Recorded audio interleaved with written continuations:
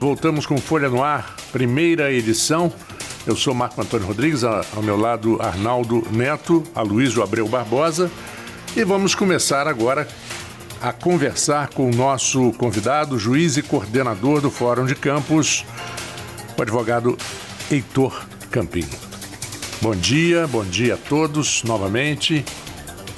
Bom dia a todos. Bom dia, Arnaldo. Bom dia, Aloysio. Bom dia, Marco Antônio. Agradeço o convite e espero que a nossa manhã seja agradável. Heitor, no último dia 10, nós recebemos aqui o presidente da OAB Campos, o advogado Cristiano Miller, e ele, entre outros assuntos que a gente vai abordar durante a entrevista, a principal crítica dele foi a falta de juízes titulares no município de Campos. Hoje você é coordenador do fórum, né? Você está ali à frente do trabalho do Fórum de Campos. E eu queria saber a sua análise com relação a esse pleito da OAB, a falta de juízes em Campos. É uma realidade? É uma realidade. A falta de juiz vem desde a época do Felipe Stefan. Ele fez um bonito trabalho à frente da OAB e conseguiu a vinda de juízes aqui para a nossa cidade. Campos, cidade maior do interior, a gente tem 15 varas e, em média, a gente tem 8 juízes fixos. Então, a OAB tem que se mobilizar, a sociedade tem que se mobilizar para até que o juiz da capital, a maioria dos juízes são cariocas, muitos de Niterói também, e para que eles venham para a nossa cidade e fiquem, a gente precisa disso aqui. Quando ele falou sobre essa questão de Campos, ele até usou assim, um termo jurídico, e a gente fica meio que na dúvida, eu cheguei à redação pessoal na dúvida de qual era a grafia. É entrância especial, é isso mesmo, que Campos é considerado. E, segundo ele colocou aqui, seria meio que um trampolim. Os juízes vinham para cá até conseguir uma vaga na capital e depois ir embora. Você concorda com essa análise? Existe essa situação, sim. A gente trabalha em Campos com volume de serviço acima da média. Realmente, Campos é uma cidade difícil de trabalhar e isso pode ser uma das explicações do juiz carioca, além da distância, claro, acho que é o principal fator. Ele vem, tem família no Rio, traz a família e fica um tempo aqui. Na hora que ele tem possibilidade, ele retorna para a capital ou para o Grande Rio. Heitor, você falou aí Arnaldo perguntou do problema a partir da entrevista com o Cristiano Miller, da OAB. O problema ele é geral, mas não tem uma área específica da magistratura da Estadual de Campos. Mas parece que nas varas cíveis esse problema é um pouco mais grave. Quer dizer, Campos você tem 5 varas hoje, quer dizer, até 2006 elas eram 3, e Volta Redonda, que eu estava falando aqui agora no intervalo, que tem metade da população, tem 6 varas. Quer dizer, por que essa desproporção? Isso aí eu acredito que foi mais a questão política mesmo. Eu acho que a OAB de Campos, os próprios, a realidade social aqui, a gente postulou tarde. Então, na hora que a gente foi postular mais varas para Campos, a gente conseguiu pular eram 3 varas até 2006 e a gente chegou a 5. Sim. Mas hoje em dia tem todo um estudo, o tribunal tem um problema sério ali na Baixada Fluminense e por conta disso é difícil criar vara em qualquer cidade. Realmente a situação é muito complicada no Grande Rio. Volta Redonda é sul Fluminense, não é na Baixada. Interfere como? Na época, eles conseguiram, lá antes de 2006, eles já tinham 6 varas cíveis, enquanto a gente tinha 3 varas cíveis. Você falou que foi Felipe Stefan, eu me lembro desse pleito de Felipe Stefan assim, no TJ, teve até uma reunião que eu me lembro disso, acho que eu fiz essa matéria, se eu não me engano, como repórter. Quer dizer, depois de Felipe você teve Humberto, agora já estamos com Cristiano, quer dizer, então o mandato da OAB é de quantos anos? São 3 anos. 3 anos. São 3 anos, então é um problema. Acho que o Humberto ficou quantos mandatos? Humberto foi 1. Foi 1. Um mandato. Felipe foi 2, foram 2. 1 também, eu acho. 1 também. Então o problema já de 6 anos, bastante tempo. Mas aí, esse pleito fica no TJ, como é que ele. Teve Guru também, né? Teve Guru, é verdade. Então são 9 anos. Então são 2, então eu acho que Guru foram 2 vezes. Tem um bom tempo esse problema. Enfim, vamos botar 10 anos, um período de 10 anos. E como é que isso está no TJ? Que prioridade isso tem? Campos é olhada pelo tribunal, mas a abertura de varas hoje não abre específico para uma cidade, se abre para o Estado. E aí a gente tem que ter juízes que queiram vir e ficar, né? A questão mesmo é a qualidade do serviço. Aqui, realmente, as varas cíveis, como vocês ouvem falar dos advogados, as reclamações, elas são poucas varas e o trabalho é excessivo para qualquer pessoa. Então, as pessoas que vêm para cá e não são de Campos, eles optam por cidades onde a vida é melhor, mais tranquila. Eu falo que para fixar juízes em Campos, a gente teria que ter mais varas, ter um estímulo, e a distância atrapalha também. A distância é longe do Rio de Janeiro, não é perto. É difícil a gente convencer um carioca, né? Aí a gente tem uma coisa para a gente valorizar a nossa cidade. Existem 2 cidades que têm juízes da própria cidade, né? Uma é Petrópolis e a outra é Campos. Campos tem um ensino jurídico bom, muito bom. A gente tem uma cultura tradicional, né? Tradicional. Isso é bem interessante. Isso foge um pouco da realidade que você conversa lá no tribunal. Fala assim, cidade do interior que tem cultura jurídica. As pessoas falam, Campos e Petrópolis, que é do lado, né? Outras cidades não tem isso, não. Agora, quando a gente fala assim de ter pouco juiz para uma cidade, falando em números, teria um número para levantar? Qual seria o número ideal de um processo, de número de processos que um juiz deveria ter em uma vara, e quanto hoje ele acumula aqui na nossa realidade em Campos? Isso é difícil definir. O tribunal tem esse estudo. A gente tem hoje a entrada aí de 180 a 200 processos por mês, né? Dividindo em 20 dias úteis. Bota aí 10 processos por dia, mas número é difícil definir. Né? A gente tem varas que rodam adequadamente, tem agora na vara civil tem o juiz Heron, tem o juiz Cajueiro, o Leonardo, que também está lá fazendo um bom trabalho, o Rubens. Tem um pessoal muito bom, que são os grandes problemas. A gente fala assim, a gente está focando no problema, mas a gente tem assim, tem boas, como é que fala? Boas culturas de trabalho lá. A infância trabalha bem, né? Os juizados funcionam.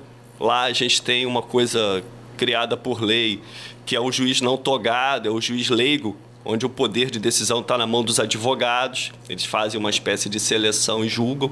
O juiz togado apenas homologa. Então funciona razoavelmente bem. As varas de família de Campos funcionam bem. E as criminais, né? O Dr. Glauceni lá é um bom juiz criminal. O Bruno está fazendo um trabalho brilhante lá na primeira criminal de Campos, que é outro problema enorme que o tribunal está resolvendo.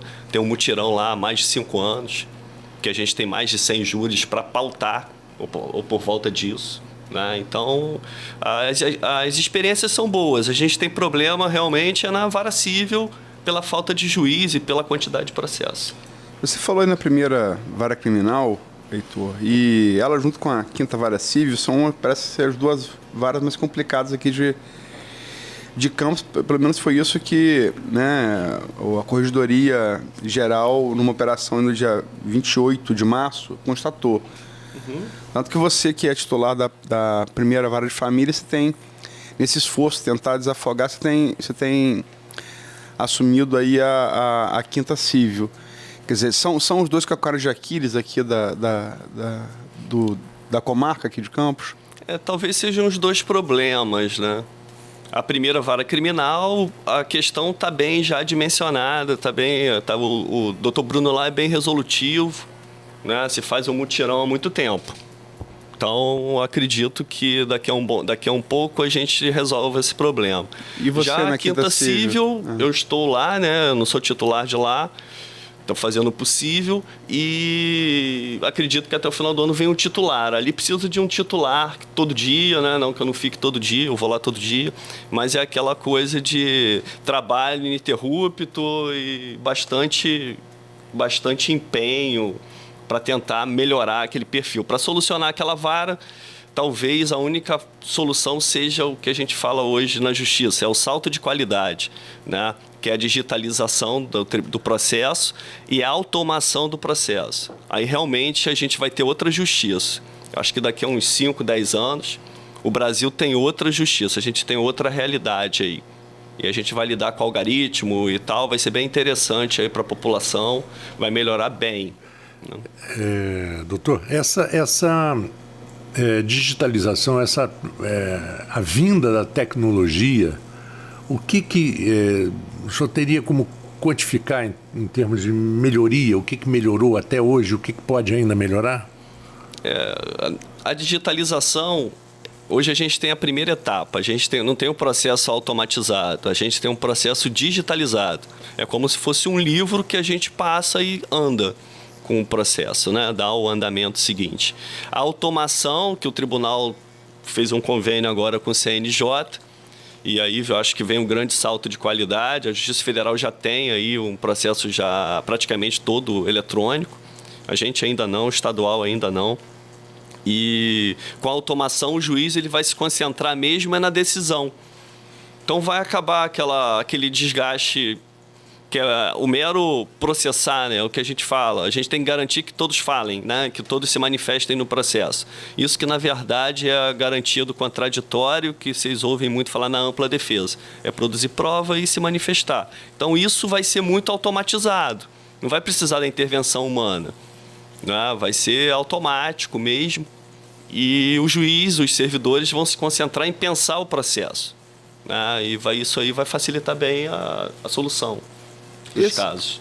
Vai lá. Não, é só que a gente estava falando aqui nessa falta de juízes, na nossa realidade.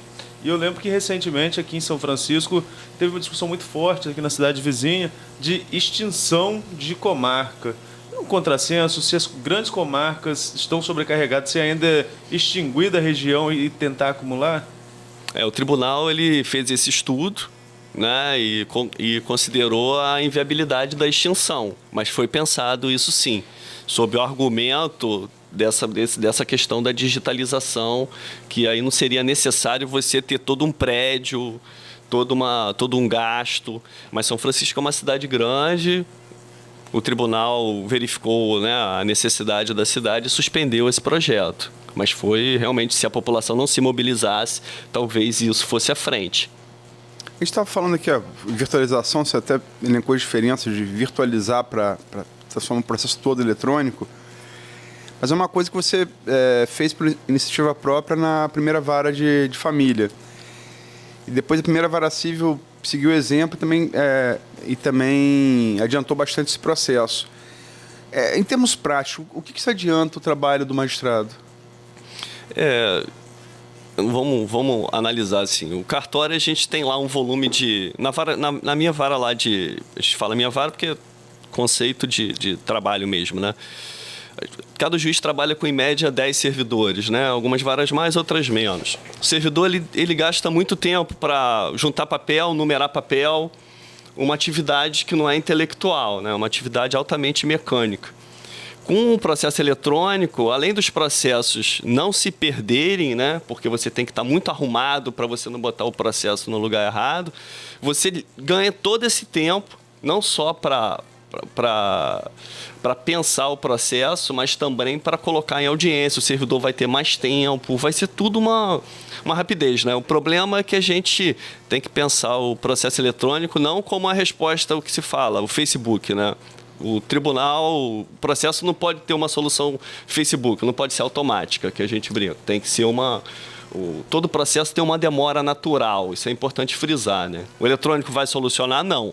Né? Ele vai reduzir o tempo. Vai agilizar. Vai agilizar. Perdão, ele quebra um pouco aquela burocracia que é consequência de trabalho manual. Né? Todo esse trabalho manual, bota papel, botou na parte errada, você não acha. Né? E essa burocracia eu acho que atrasa muito. Esse é um dos grandes problemas do processo físico, né? É uma redenção. Os servidores que já trabalham com eletrônico, eles não querem outro tipo de trabalho, vamos dizer assim. Eles veem que realmente otimiza a vida deles. A justiça brasileira é acusada, inclusive, às vezes, por próprios integrantes seus de justiça morosa, né? Em relação... vou ser capaz de citar dados que agora não pesquisei especificamente sobre isso, mas... fartos dados sobre isso, quer dizer, comparação com o trâmite de um processo no Brasil, nos Estados Unidos, na França, assim. país com tradição democrática, tradição jurídica já desde o século XVIII ali. Enfim, se você concorda que a justiça brasileira é morosa, e se concorda ou discorda, por quê? Concordar um fato é que a justiça brasileira ela não é rápida, né? Agora, a gente tem que ver as especificidades do país, né? Por exemplo, no Rio de Janeiro, a gente tem um tribunal mais rápido em julgamento. Não em primeiro grau, mas em segundo grau. O processo julgado aqui demora 6 meses para ser julgado pelo tribunal. Talvez seja difícil a gente ver isso em outro lugar do mundo, vamos dizer, né? Então, a Justiça do Rio tem esse mérito. Os desembargadores lá conseguiram atingir esse salto de qualidade deles lá. Agora, o primeiro grau do Rio de Janeiro, realmente a gente tem cidades bem complicadas. A gente tem o exemplo de Campos, né? Tem bastante varas com problemas e tudo, mas há processos muito demorados. Você vê processo com 5 anos, com 8 anos sem julgamento. É uma realidade. A justiça brasileira, ela não é uma justiça rápida, não. Aí a gente vai para São Paulo. Até pouco tempo atrás, em São Paulo, o Tribunal de Justiça demorava muito a julgar, enquanto o primeiro grau era melhor. Então, precisa realmente... Eu acho que a grande mudança vamos dizer, de raciocínio que a gente vê na Justiça é que o juiz hoje se tornou administrador. Né? O juiz ele não é treinado, ele é formado em Direito, ele não é treinado para administração. Então, hoje, o juiz ele tem que ainda ter esse encargo, nessa função que não é típica dele, ele não tem um pensamento de administrador. Então, isso que talvez seja a grande dificuldade. O que o Tribunal de Pequenas Causas ajuda ou pode ainda ajudar muitos processos, às vezes pequenos, em locais que não têm, acabam trazendo mais trabalho e mais morosidade para a justiça de uma maneira geral. O Tribunal de Pequenas Causas ajuda? Acho que ajuda, mas ele veio como solução. A gente chama de juizado, né, de pequenas causas, Tribunal de Pequenas Causas, enfim, mesma coisa. Mas hoje se criou uma nova... Quando a justiça a realidade da justiça é interessante. Se cria uma solução, que foi o juizado de pequenas causas. Aquilo ali vira um outro local de litígio. E, na verdade, você amplia, você aumenta a solução do conflito, você não resolve. Efetivamente, se criam novas coisas, se cria um novo local de debate para o cidadão lá pleitear seus direitos. Mas não diminui. A cultura brasileira de litigiosidade é enorme. É isso aí que eu acho que o tribunal, os advogados, a gente tinha que trabalhar muito nessa questão de evitar a litigiosidade. Tudo se para, vocês veem isso, né, os senhores que são jornalistas, tudo é judicialização, é da política, é da economia, enfim, tudo vai bater as portas do judiciário. Às vezes ele é pronto para dar. Né? Parece que tem uma indústria de criminalização, né, fazendo... Não, o papai a Luiz Barbosa falava que ele preferia a ditadura, porque... O que você tinha medo na época da ditadura militar, uma vez ele fala que um jipe da PF chama ele para depor no primeiro exército. Uma matéria que ele fez com Saturnino Braga, senador na época do PDT, que meteu o pau nos milicos. Mas que ele falava, era uma coisa que você sabia o que era, né? Que, hoje em dia o oficial de justiça que vai lá com processo, que hoje em dia a imprensa é alvo de... É alvo de muito litígio, né? Você tem... É uma coisa que eu acho que eu talvez tenha acompanhado bem essa transição. O jurídico no jornal existia com uma demanda da empresa, não da redação. A partir dos anos 90, 2000, ele se torna uma demanda da redação. Você lidar com opinião pública, você está sendo levado a litígio o tempo inteiro, né? Eu acho que talvez quer dizer, seja um reflexo disso que você esteja falando. E muitas vezes, né, Luiz, publica uma foto, você tem uma demanda, uma reclamação de direito de imagem. Faz uma charge, aí você tem uma reclamação de que a charge está sendo ofensiva. diariamente essas Você tem preocupações. o Agamenon, né, que era um jornalismo que é possível de ser feito hoje. Sim. Pegava... Eu acho, de uma certa forma, o Caceta e Planeta que é um negócio que... São os mesmos caras do os Agamenon. mesmos do Agamenon. Eu acho difícil você fazer hoje. Né? Os humoristas reclamam muito que você não pode fazer piada de nada. Você tem o caso agora do Fábio... Do Danilo Gentili. Danilo Gentili, Fábio Peixá. Eu ia falar do Fábio Peixá, Danilo Gentili, que foi apenado, né, criminalmente por uma... processo talvez movido. por um excesso, enfim, mas... Não há dúvida, mas tem que haver um certo respeito também, né? E aquela história da liberdade, temos a plena liberdade. Plena liberdade não existe. A minha liberdade, o meu direito vai até onde começa o seu. Perfeito, Na verdade? E por aí afora. Né? Se for a plena liberdade, eu acho que é uma bagunça. Liberdade de expressão é um direito muito importante, mas não é o único, né? Então, não, exatamente. A gente... Só interferindo um pouquinho, a gente tem um jurista francês que ele escreveu muito sobre isso, né? Isso na década de 90, quando o litígio estava começando, não tinha essa forma que tem hoje. Ele falava que o juiz era o guardião das promessas, o termo que ele usava era interessante, porque, na verdade, se desloca o julgamento da justiça e ele vai tomar conta da sociedade. A pessoa é julgada e rejulgada sempre. Então fica esse conflito, realmente. A imprensa julga bastante, e o judiciário julga também, e aí fica esse debate democrático, que aí o difícil é definir limite, né? Sabe que recentemente... A sociedade julga também, que você tem as redes sociais hoje, você tem a Inquisição, eu estou queimado, aquilo ali Não, eu me lembro, de alguns anos atrás, uma das apresentadoras mais famosas dos Estados Unidos, cuja opinião é uma formação, é formadora de opinião de fato, que é aquela Oprah Winfrey. Ela disse no programa dela que a carne vermelha fazia mal à saúde. Ela falou isso. E ela foi processada em 5 milhões de dólares pela indústria texana de carne. Ela ganhou, depois de 1 ano e meio, 2 anos. Mas se ela tivesse dito uma palavra mágica, não teria havido processo, na minha opinião. Sim, Na minha opinião, carne faz mal.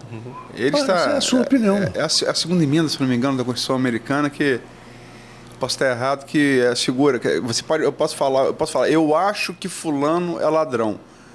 Você não pode falar fulano é ladrão, mas eu acho que eu posso, porque é a minha opinião. Quer dizer, eles levam isso aos estertores. Quer dizer, o Partido Nazista, por exemplo, nos Estados Unidos, pode se manifestar com a suástica, com tudo. Sim. E olha que eles lutaram na Segunda Guerra Mundial, perderam milhares de vidas contra os alemães e você não pode fazer isso na Alemanha. Não. Mas é crime, está preso, mas pode fazer nos Estados Unidos. Você tem um direito de pensamento, de opinião. Bela expressão. Bom, são 7h46, nós faremos mais um pequeno intervalo no Folha no Ar, primeira edição. Voltaremos dentro de instantes. Fique conosco. Folha FM.